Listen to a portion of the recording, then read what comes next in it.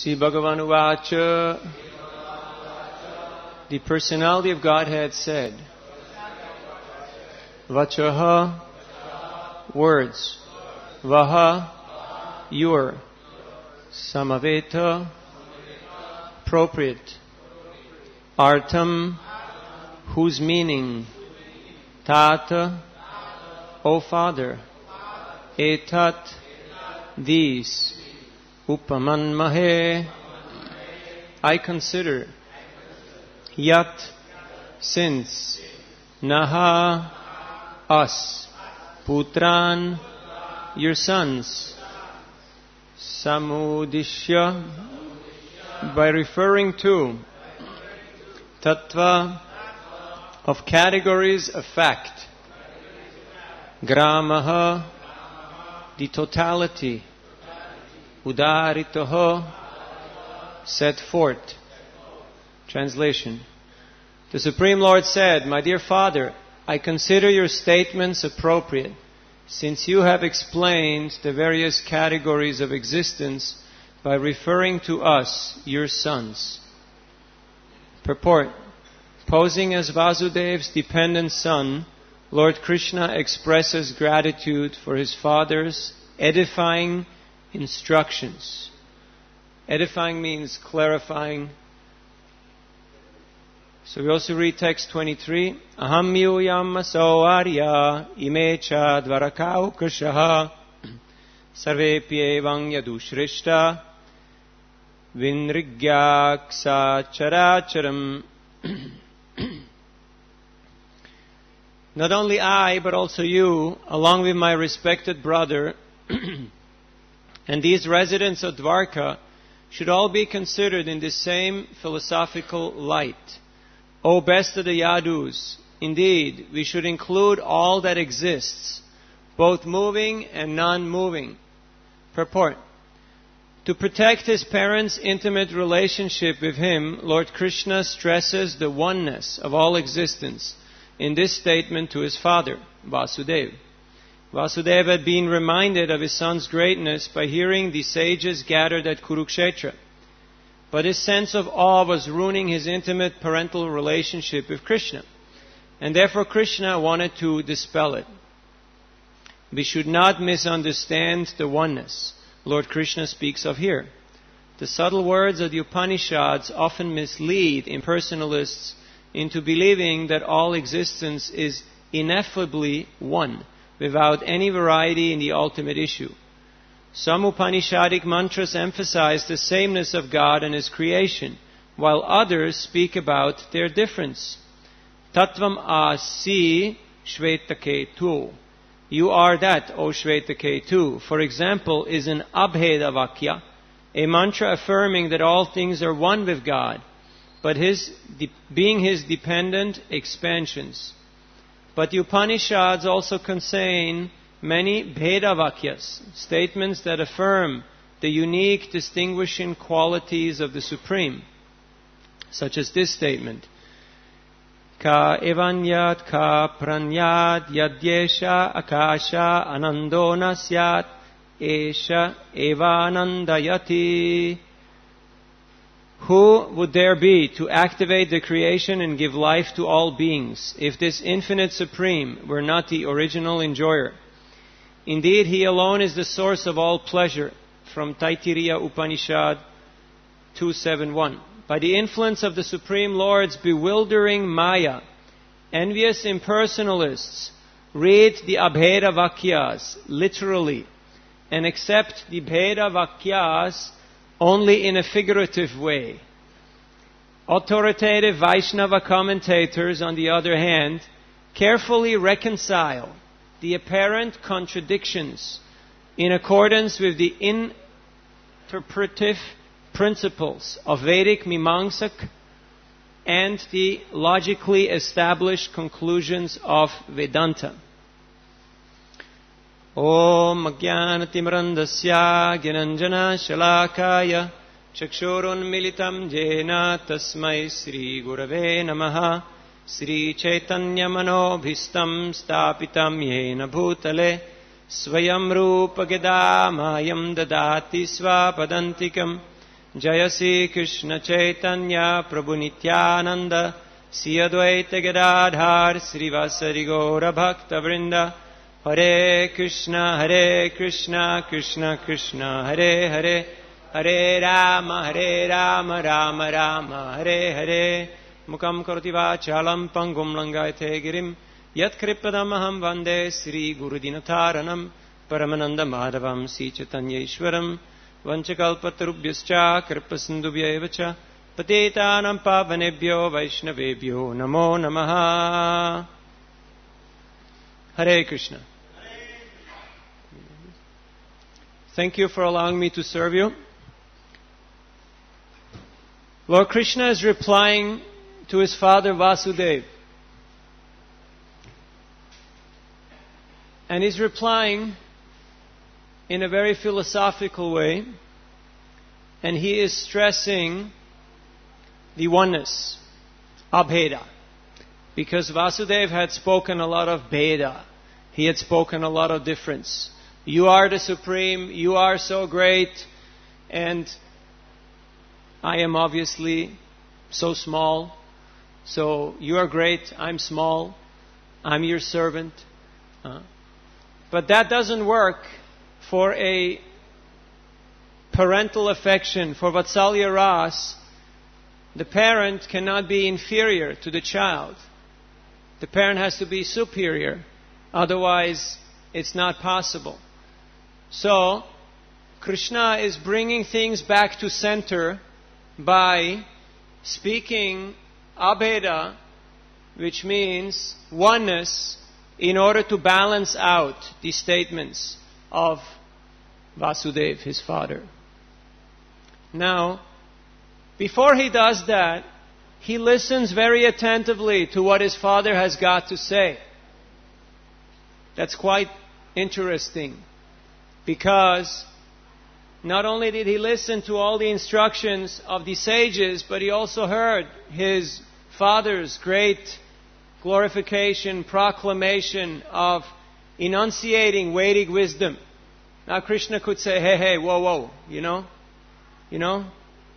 I am the goal and the knower of the Vedas, so don't try to teach me this thing. But he just heard him out very humbly, patiently, and he appreciated. So we can see that simply by attentive and empathic listening, the person who listens can win the heart of the person who speaks. Shushurushro sharadadhanasya vasudeva katharuchi sanmahat sevaya viprat punyatirtani sevanat. This hearing process is very much emphasized in our tradition. At the end of the purport, Mimamsaka explain, and we'll speak about it later on, of all the different types of praman. What is the strongest praman? Shabda. Hearing the Shruti, right? And the Smriti. Hearing the Vedic aphorisms. This is the highest form of truth. So to hear is very important. Shravanam, Kirtanam, Vishnu, Smaranam, Padasevanam, Archanam, Vandanam, Dasyam, Sakyam, Atmanivedanam is the first process to hear. One might say, but I already read the books, I know the philosophy, I would like to speak now. Right? Sometimes we have that urge. But we can see how sadhus win the heart of their audience by listening to them. Chaitanya Mahaprabhu listened for 7 days to Sarvabhauma Bhattacharya. 7 days without saying one word. He heard. And there was a lot of Mayavad. There was a lot of Abheda. Vakya. But then, because he had captured the heart of Sarvabhauma, because of his attentive listening and his submission, Sarvabhauma became endeared and he became conquered, subjugated by the active listening of Chaitanya Mahaprabhu. Yesterday, during lunch, we heard how Prabhupada conquered the hearts of so many of his followers simply by listening to them. He would listen to their questions and answer, and listen some more and answer, till the person would run out of questions. And the Prabhupada said, "Any other questions?" And the person said, "No." "Okay, so what's it going to be? You going to surrender or what?" So then a person surrendered, because there was no more argument. There was nothing anymore to tell. I remember when I came here in the initial days, Maharaj would just listen to me. And I was talking about so many things that were going on in my life. Not very substantial. But he would just listen. Not in a bored or in a impatient or in a annoyed way, but in a very interested, in a very compelled, in a very participatory mood. And so I really got to like this, Finally somebody who listens to me. So, and you meet so many people who have become captured by a sadhu because the sadhu listened to him. Then eventually, after a while, I ran out of things to say. I actually started listening a little bit more. And things started to make sense and the clouds started to clear up. But eventually it was important for me to have somebody who actually was paying attention. Some people, they want to be told. Some people, they want to be sold. Some people, they want to be cajoled. But everybody wants to be heard. Some people want to be told, like the culture, the traditional culture is, when you go to sadhu, you want to be told, right? So you just ask question and you want to hear the katha. Some people want to be sold. Okay, you have to convince me. Give me arguments. Give me reason. Give me logic. You have to convince me now. It's your job. Some people, they want to be cajoled. Cajoled means applauded, encouraged, praised. But everybody wants to be heard. Everybody wants to be heard. If we learn the art of empathic listening, of actually paying attention and being interested in people individually, you can capture their heart. Of course, there is a new category of people also that is becoming more and more prominent, even in our own institution. There are people who want to be paid. They want to be paid. And they're in different categories, but they just feel, I want to be paid. Right? That's why people are moving so fast in this day and age, because they're in debt. Why is there so much motor passion? Because people are in debt. Because they took too much loan. For a place they couldn't afford, for a car they couldn't really manage to pay. So they want to be paid.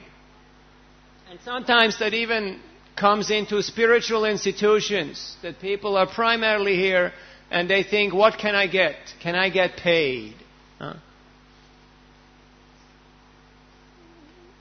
So giving people real Krishna conscious attention creates a sense of gratitude, creates a sense of commitment and a sense of participation. We would like to turn spectators into participators. It's not enough to just have an audience. Oh, I have a crowd and I'm talking to the crowd. Unless that crowd feels a sense of ownership, a sense of participation, there won't be any real commitment for them to take action. That's why the process of psychotherapy is usually not very useful, because a person comes, they sit down on a couch, they speak, the other person asks a couple of things, then they pay the money and they go and they do the same thing again that they did before. Same thing happens in confession. People go to church, temple, mosque, and they confess. And they say, okay, I've been a bad boy. And they say a few prayers, they put some coin in the box, and they go out and they do the exact same thing that they did before. Why? Because there is no change of heart. It's compared to the bathing of the elephant. Mana kunjara sochavat. It doesn't really make any big difference. So if we want to have impact, if we want to actually transform the lives of people, then we have to learn the art of giving people Krishna conscious attention, which is not just a matter of, okay, I hear you, and now you politely have to hear me, and then we both feel so good that we had some little moment of, I scratch your back, you scratch mine, and then they all go home. A doctor has first to diagnose the patient before he can prescribe the medicine. Often we are too quick on the draw. We're too trigger happy. We want to give solutions. And it doesn't do justice to the audience. So as preachers, we should follow in Krishna's footsteps and learn the art of paying attention and listening attentively and hearing out our audience. Okay, what do they have to say? You may say, they're the audience, I'm the speaker, they have to listen to me. Wrong. They have a problem. We have to hear them first. And once we have actually heard them, we have actually understood them, half of the problem is already solved. Have you ever noticed in your own life when you met a sadhu and you shared your heart, you shared your grief, your plight, half the problem was already solved just because somebody took an active interest in you? Has this ever happened to you? So in the same way, we should follow in the footsteps of Lord Krishna and learn the art of taking active interest in people's lives. Prabhupada would remember the names of the people that he met. He would write them down, and he was very good at memorizing names, places, and people feel very touched, personally touched, if you actually manage to remember them. Now Vasudeva was talking a lot of Bheda, a lot of difference, and it was spoiling his Vatsalya Ras, because it was creating too much separation, too much individuality, too much distance. So Krishna here is speaking Abheda, unity, pointing out how what you have been saying does not only apply to me, it also applies to my brother Balaram. It also applies to you, because you're also a spirit soul. So we're of the same category. In fact, it applies to all of existence. Wherever you find life, you will find this principle that you have just elaborated upon. So he was stressing the oneness and bringing things back to center. Now, sometimes oneness is overemphasized. Like you have this prominent saying that is still very current. It's all good. Did you ever hear this? It's all good, man. Right? It's all good. It's very prominent in the West. Here, it's got different connotations. There is different vakyas, but it's the same thing. It's all good. Whatever you do is good. But it doesn't really work. We get to that. Just like Christians, for instance. They have said, Jesus is God. Now, Jesus never said He was God. He always said, there's the Father, I'm the Son. He always made it very clear. The message is the same. The family is the same. The goal is the same. But the personalities are distinct, separate. But they have changed the philosophy to say, Jesus is God. So everything is one. And it's created a huge problem. A huge problem. So this philosophy is very common nowadays. Everything is one. It's all good. One person came to a preaching program and he was propounding that philosophy. So the preacher said, so everything is one? The man said, yes. So he said, so then you and I are also one. He said, yes, of course. So then he said, so your watch, your wallet is also my watch and my wallet. He said, yes, of course. So he said, okay, please give it to me. So he had to hand it over, reluctantly. And then the next day he came back to the temple. And he said, I need $20. Can you at least give me $20? So he was showing that it's not all one. It's all one in some ways, but in some ways it's all different. This philosophy has also infiltrated our own movement. Initially, when people used to join the ashram, there was not even your individual clothes. People would share dhotis, they would share kopins. Everything was common property. Communism reigned. You just enter the merge. And it created problems. As we know historically, no need to analyze. Sometimes people thought, oh, it's Krishna's car. I don't have to put oil into it. I don't have to make sure it's parked in the right place because it belongs to Krishna. It's all one. Right? Wrong. So communism hasn't really worked that great. If you look at Russia or China, they are now professing neo-capitalism. Because that oneness has not really been successful in satisfying the people. It has not been successful because we're not all one. We're individuals. We're distinct. There is individuality. There's different personality, different inclinations. Then sometimes, especially in the modern, some call it Western, I just call it modern, the difference is too much emphasized. Yatamat tatapat. Just follow your own path. Whatever you do is good. Just do your own thing. Now when we stress the oneness, Mayavad philosophy, impersonalism is the danger. And I think we're well aware of the impersonalistic Mayavad philosophy because Prabhupada has elaborately expanded upon it in his books. Now when the difference is too much emphasized, individuality, what happens? There is too much personal ambition and lack of unity, lack of community, lack of common goal and common vision. And what happens? What is the result of that? Ultra-capitalism. Again impersonalism. It again becomes impersonal. In which way? You can see that everybody wants to do their own thing and they disrespect the interests of others. The interest of the group gets abolished. So it's again impersonalism. So Prabhupada came to do what? Nirvishesha shunyavadi paschatyaresha tarine. He came to defeat impersonalism and voidism by establishing the principles of Krishna consciousness.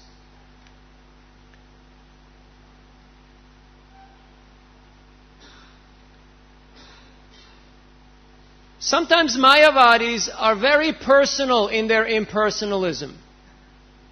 Have you noticed?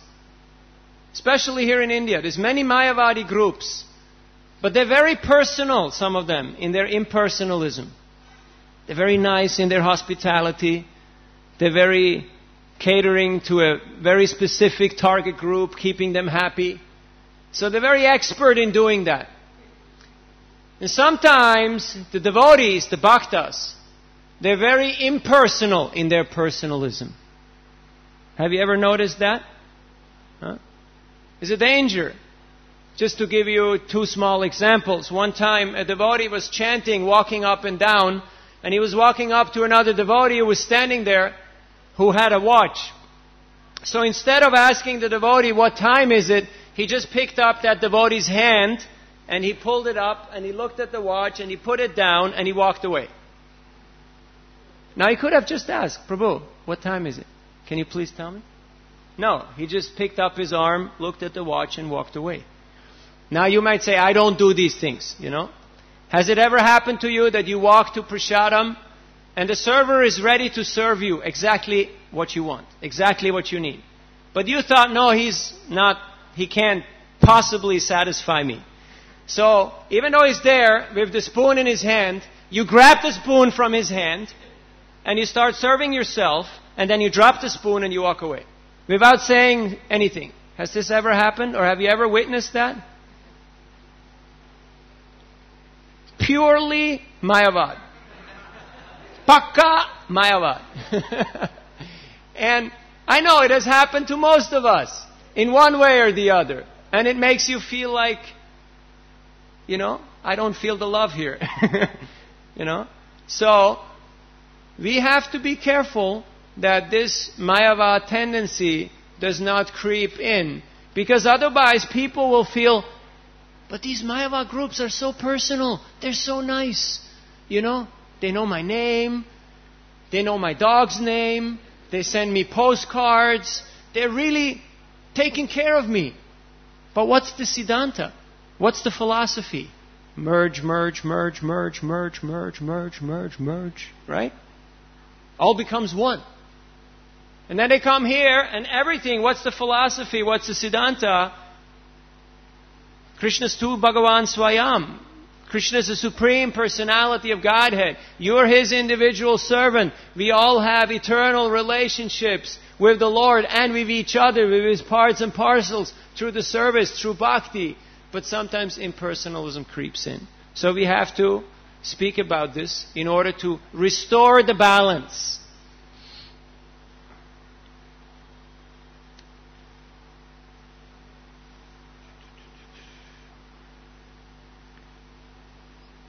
Prabhupada makes a one-liner in his purport to Tadvidi Pranipatena. And he says, both absurd inquiry and blind following have to be avoided, have to be given up.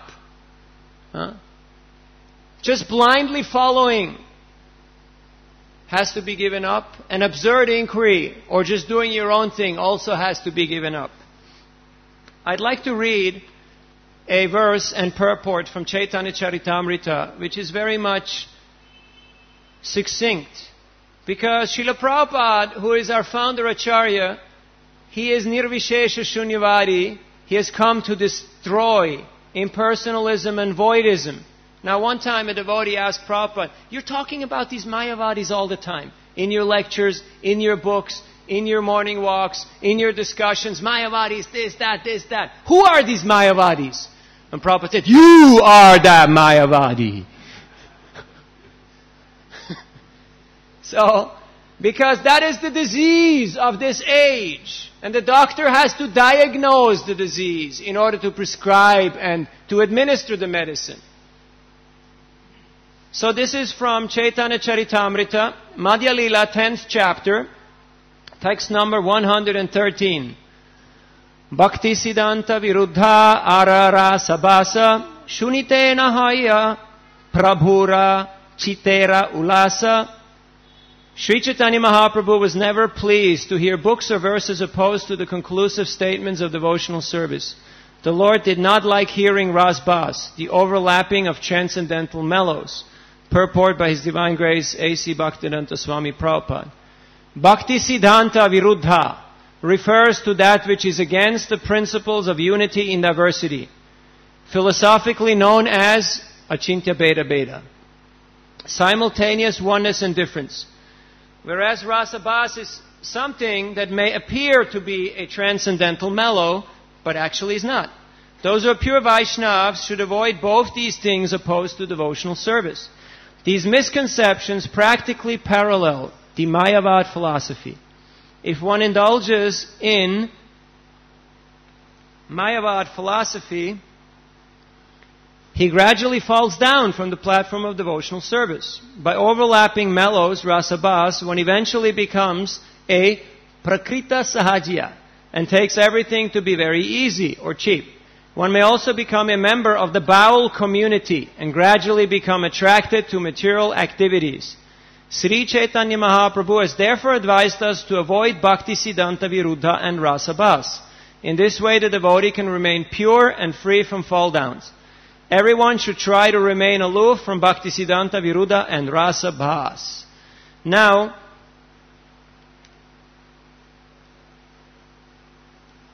Srila Prabhupada, our founder Acharya, wrote a letter to Kirtanananda in 73, and he said that all our men should come yearly to Mayapur to do what? Sankirtan, yes. Of course. Obviously. But what else? What was the specific instruction that he said? Why they should come every year to Mayapur? You can do Sankirtan in your own temple. You can do Sankirtan wherever you are. Why should all the men go to Mayapur every year? To do what? To discuss what? Unity in diversity. Because to find that balance is very difficult.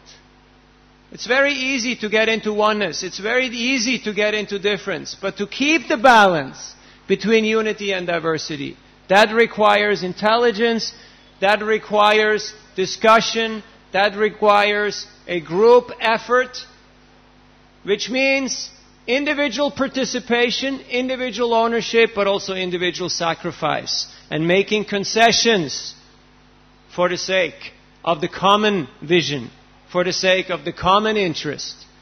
So Prabhupada wanted this because this unity in diversity is restoring this balance. Now, some people say never change, always keep things the same, right? Have you heard this? Whatever you do, don't change. For the next 10,000 years, things have to stay the same. And some people, they say, always change. No matter what you do, it's got to be different, right? It has to be different. Because it can't possibly be the same. But we have to find that balance. So where is that balance coming in between tradition and innovation? We saw Prabhupada did many adjustments. He made many things. We spoke a little bit in our offering about it. Prabhupada instituted quite some new ideas in his ISKCON society in order to deliver the timeless message of Lord Krishna in a contemporary, relevant, and accessible way. And he expected his followers to do the same thing. He didn't say, no matter what comes, do the same thing for the next 10,000 years. He said, go to Mayapur and discuss unity and diversity. In previous days, there was no books. People would just speak and hear, and that was that. All of a sudden, people started writing things down. All of a sudden, books were printed. All of a sudden, there was the internet. There is now so many ways, so many mediums how to attract people. But although there is so much diversity, are we still unified? Or has the diversity created divisiveness? Have you ever heard the saying, curiosity kills the monkey? There's a monkey, he was very curious. Because monkeys are curious kind of fellows, right? They do dangerous stuff just because they're curious. So he came, there was a tree, it's got a log in it. So he started tearing at that log till the log came out and choom! That was the end of the monkey. So curiosity killed the monkey. And we have another saying that personal ambition kills the sadhu. If the sadhu is too personally motivated and he's got too much ambition, too much Ishvara bhav, it can spoil, it can ruin his bhakti. So we'd like to speak a little bit about this. How to balance these things. First, there's a very nice book by His Holiness Purnachandra Maharaj, Unspoken Obstacles on the Path of Bhakti. It's available in our library. I read it every few years as a tonic, just to stay healthy. Also, I just read in Rupa Shiksha, Chaitanya Mahaprabhu speaks about avoiding the weeds that may choke the creeper of devotion. Upashaka. You have shak, you have the spinach, you have the good stuff, bhakti lata bij, but then you have other things that grow. And sometimes they may grow very luxuriantly. Like in Kali Yuga, the karma bij, the jnana bij, the I'm going to do my own thing, bija. That plant is very strong because the ground is very fertile for that kind of attitude. So it may even overshadow the bhakti creeper and it may choke it. So an expert gardener knows the difference and can pluck out these weeds. Now, who is a sadhu? A sadhu is an honest man and not duplicitous person. He's a person who has the self-interest of each and every one at heart. And he's helping the practitioner to pluck out those weeds. It is not a person who has the same problem or who plants those seeds. So, Chaitanya Mahaprabhu himself was personally showing us in the way how he treated his devotees, how unity in diversity works. There was a big group of devotees, big sangha, a lot of devotees.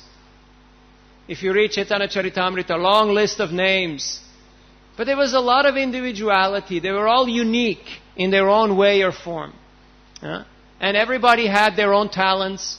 And also everybody had their own weaknesses.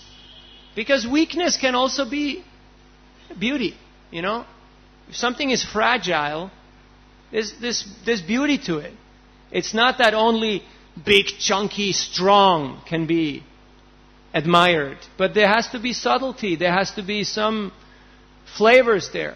So, Vasudeva Datta was so compassionate that he was ready to take the sinful reactions of every living entity in the universe.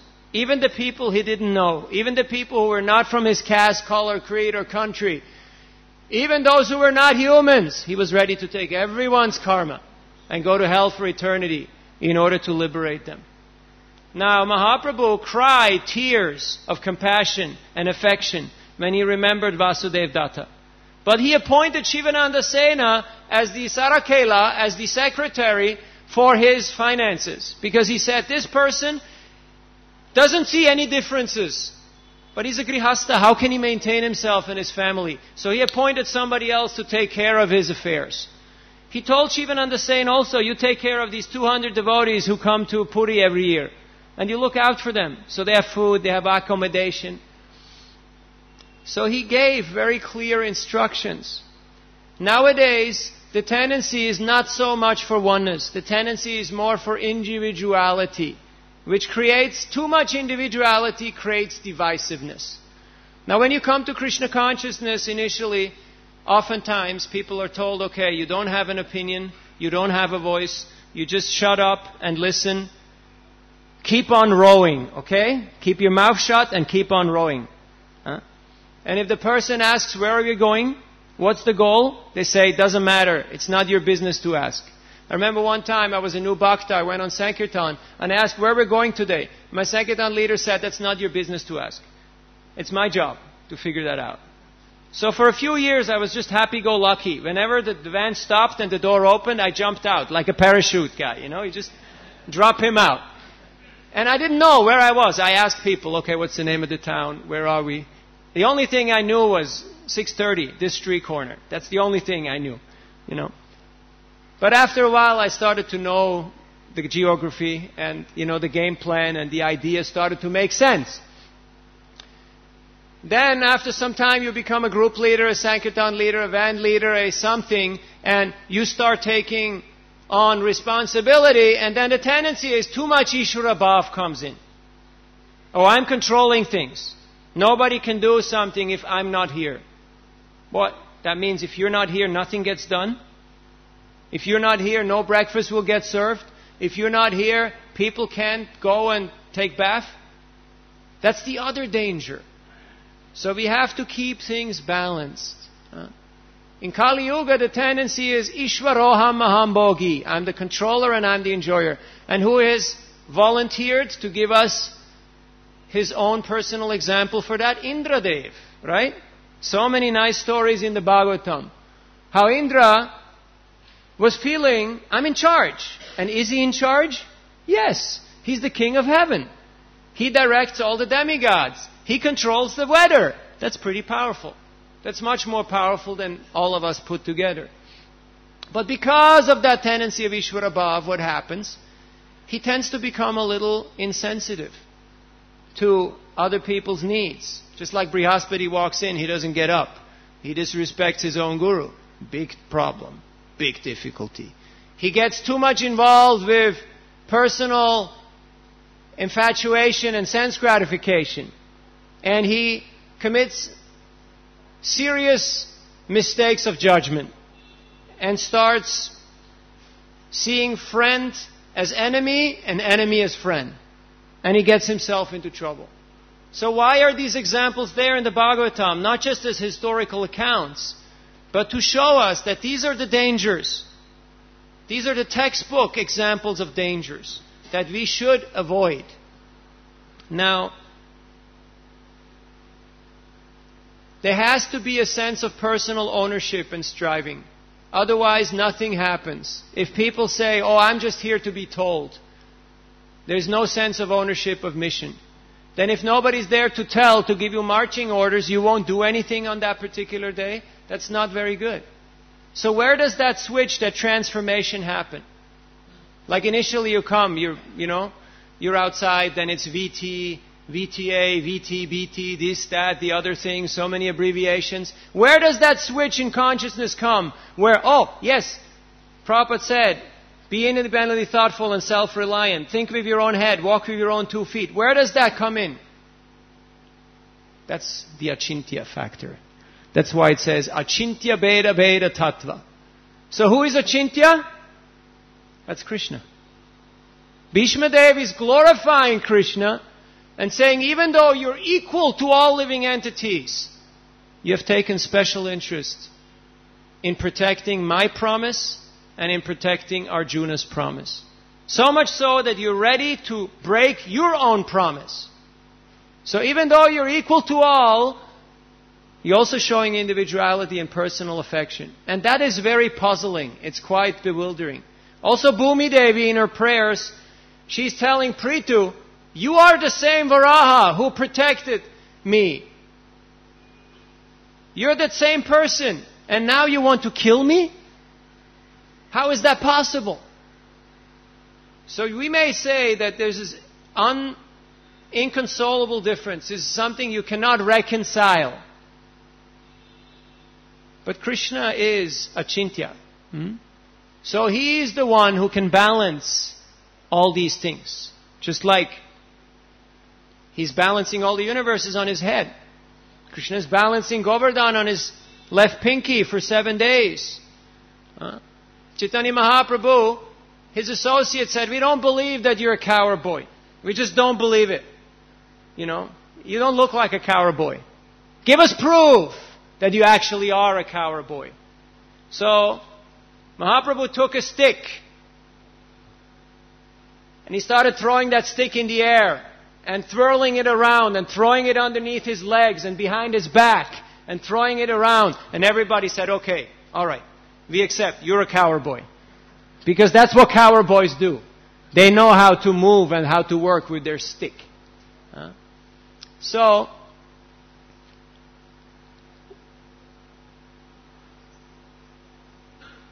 bhakti means selfless love, which does not go into extremes, which obliterate individuality or communality.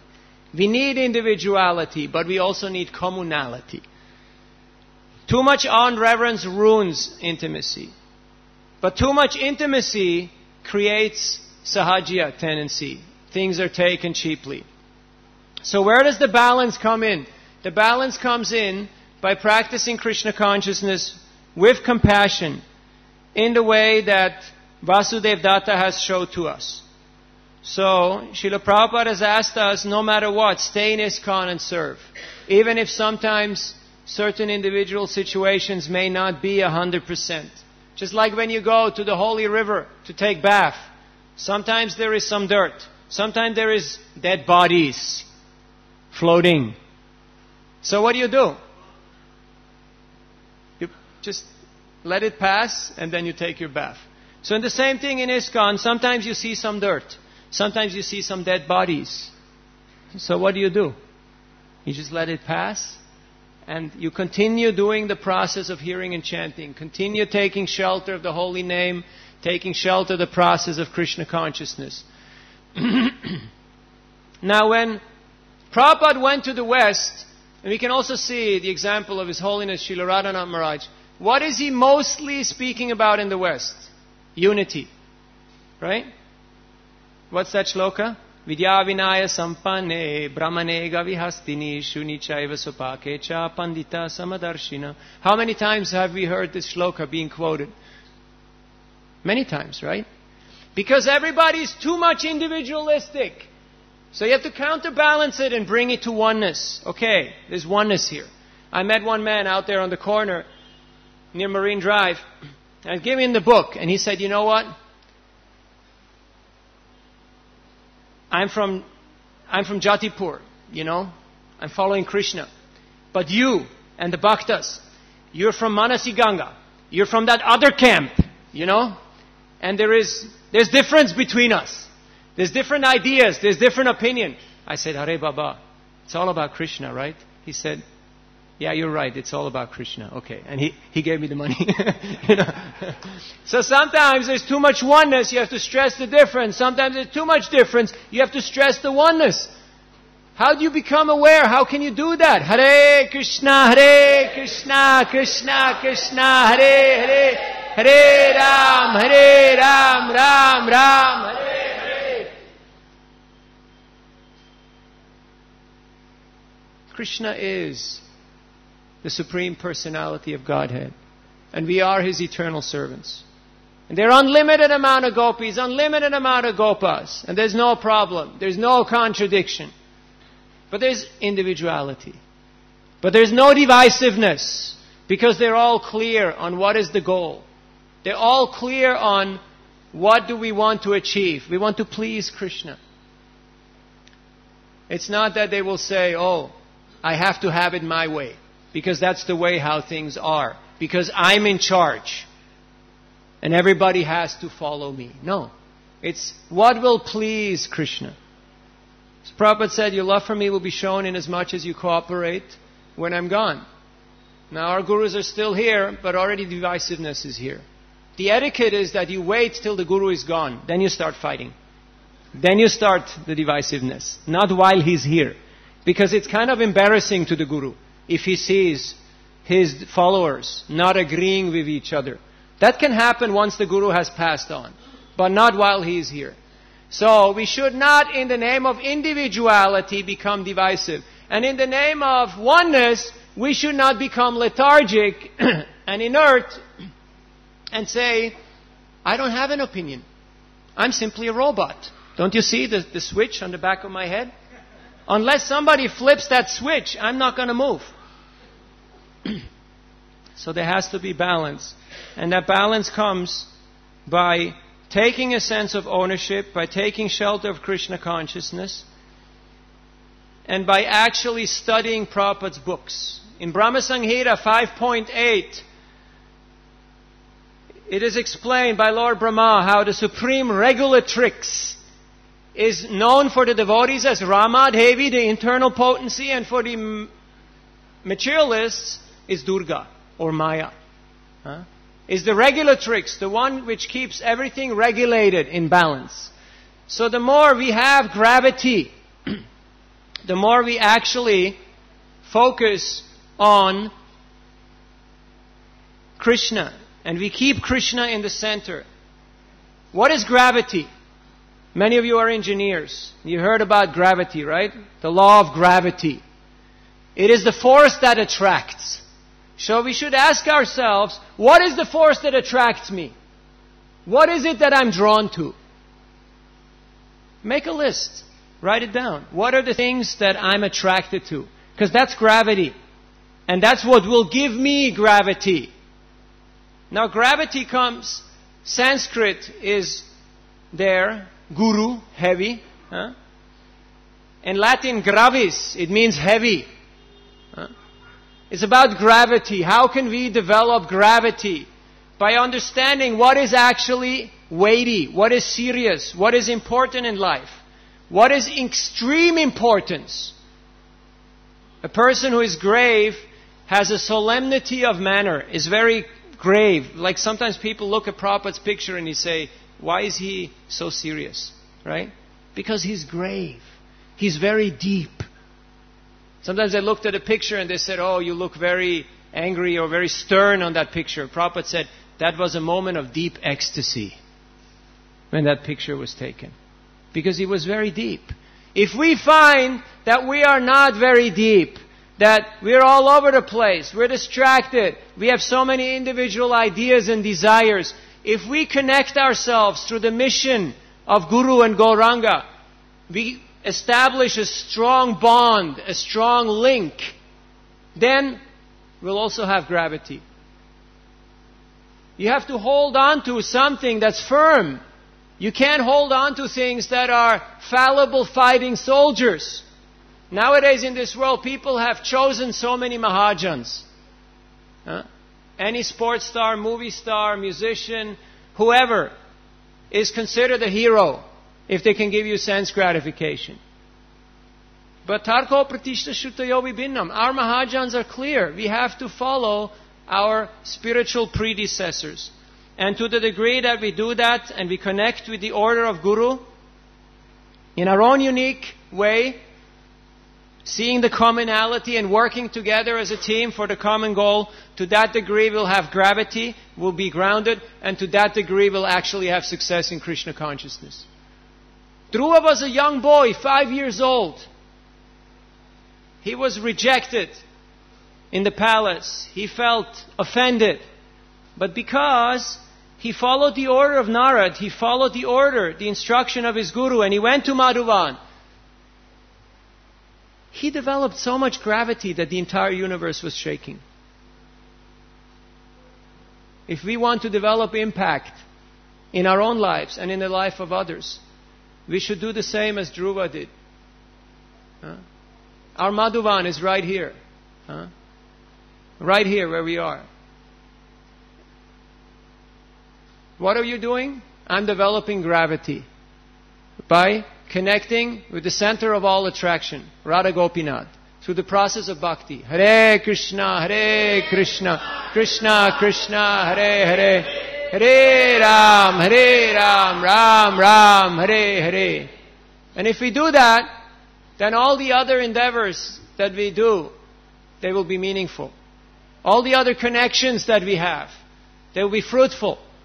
All the other various interests that we have and various people that we meet, they will get impacted by the potency of Krishna consciousness. Hare Krishna. I'd like to take one or two questions, if there is. Yes.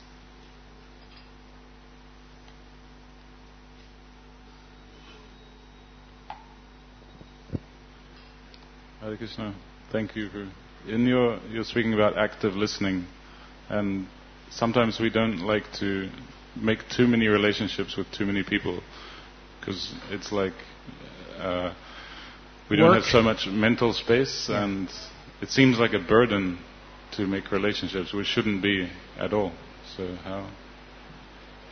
how can we actually want to make relationships with everyone? Well, by understanding, first of all, thank you. By understanding, first of all, I'm a person.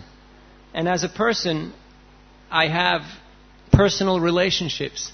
I can't be a non-person. I can't be a non-entity. It just doesn't work by definition, because you are what you are.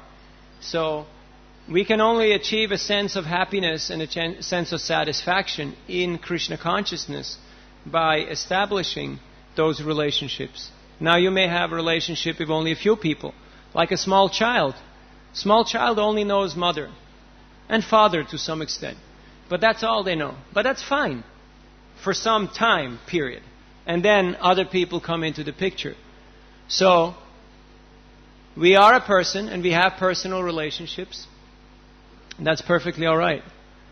And to the degree that we realize that and we get out of this impersonal tendency, we think relationships creates trouble, right? Kunti Devi says, all difficulty arises from social interaction. So what's the conclusion?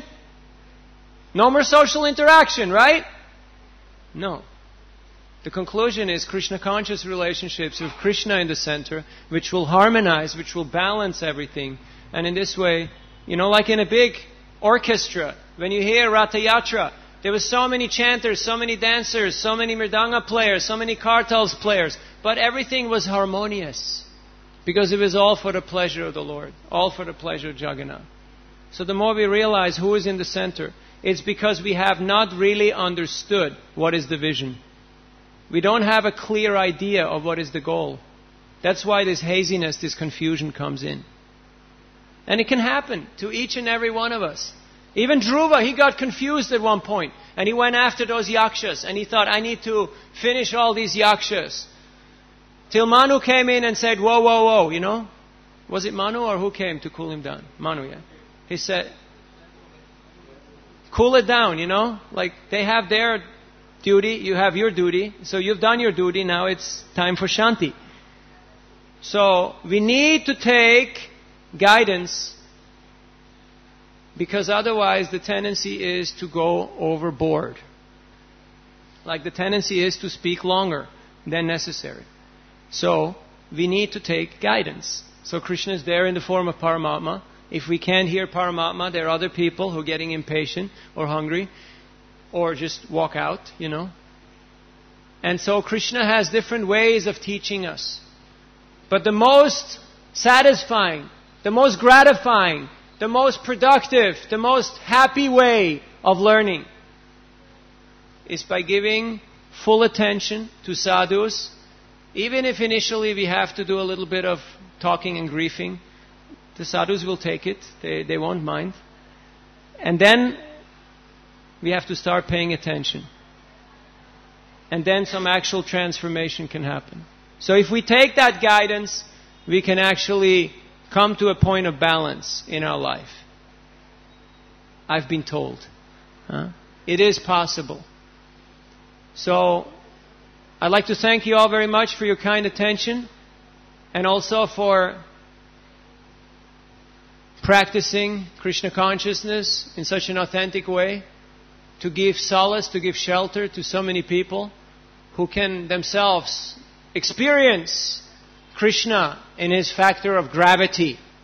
Because that is very attractive. If you find somebody who is stable, who is strong in the storm, who is your lighthouse, your guiding light, your beacon, that is very attractive. So Srila Prabhupada has given us these instructions in his teachings. The more we study them, the more we apply them, and the more we make plans on how to implement them as a loving community of individuals who are ready to suppress their own ambition, their own differences for the sake of pleasing Krishna and furthering the mission, the more we'll actually have success and impact. And Prabhupada said, it's permissible to study other groups and see how they're successful. A few days ago, the head of the Swaminarayan group passed away. You might have heard. Now, in a very short period of time, in a couple of decades, they built almost 1,000 temples around the world. That's pretty good. That's pretty good. So we can study, okay, what worked? We can see Christianity, they've been around 2,000 years. What worked? What didn't work? ISKCON has been here for 50 years. We have 650 centers. We have more than 1,000 ISKCON friendly affiliates. Some of them are friendly, some of them are neutral, Shantaras, some of them are not so friendly. Now, we have to see how we can keep the unity, even though there is variety and there is individuality. There is room for individuality in Krishna consciousness. Krishna, he can accommodate everybody. At the same time, let us work together, keeping Prabhupada's mission, his mood, his philosophy. This is our Mahavakya, our guiding principle. Krishnastu Bhagavan Swayam, Ekalaishvara Krishna Arasava Bhritya. And then things will harmonize. The small little differences, they will smoothen out. So yes, not keep on rowing and keep your mouth shut, but keep on chanting. Hare Krishna, Hare Krishna, Krishna Krishna, Hare Hare, Hare Ram, Ram Ram, Hare Hare. Thank you very much. All goes to Srila Prabhupada. Srimad Bhagavatam ki.